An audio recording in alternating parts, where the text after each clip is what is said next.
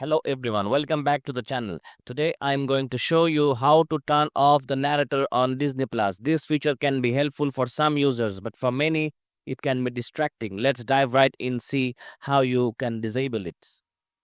If you're watching a movie or a show on Disney Plus and suddenly hear a narrator describing what's happening on the screen, it might be because the audio description feature is turned off.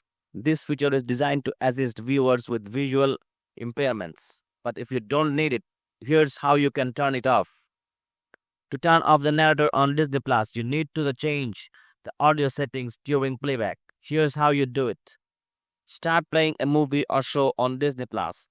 Tap the screen to bring up the playback controls. Look for the audio and subtitles option, usually found in the top right corner.